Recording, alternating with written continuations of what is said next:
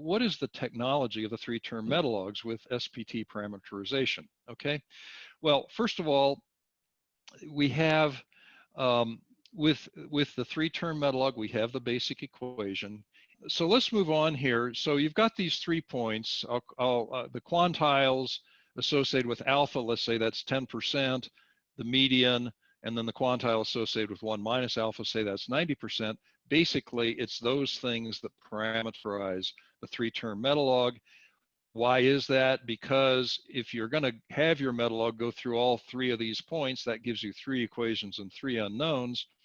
And with points in that form, that allows you to solve directly in closed form for these A1, A2, A3 coefficients. There they are, in terms of the quantile. So A1 is always equal to the median exactly, okay, for the unbounded three-term Metalog.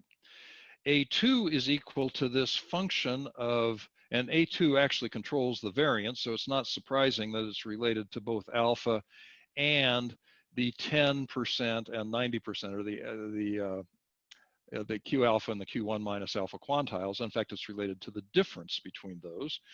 And then A3 is the skewness. That has to do with where is the 50% point, this, within the 1090 range. If the 50% point is over here someplace, then you'd end up with a skewed right tail distribution. If the 50% point is over here someplace, you'd end up with a skewed left distribution.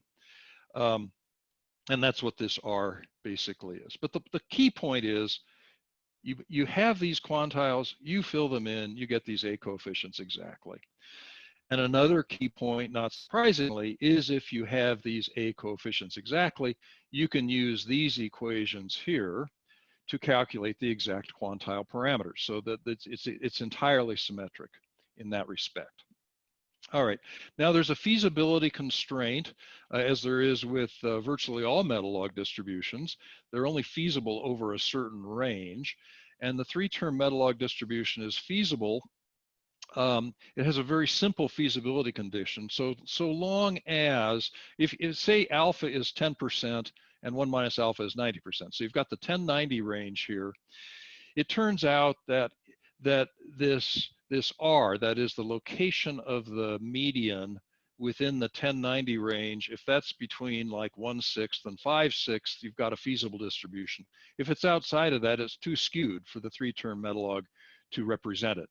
But on the other hand, you could go represent with a 4-term or 5-term Metalog, which has a wider range of feasibility. But this is, this range of feasibility here it gives you a pretty wide range of shapes. In fact, it gives you all of these shapes here.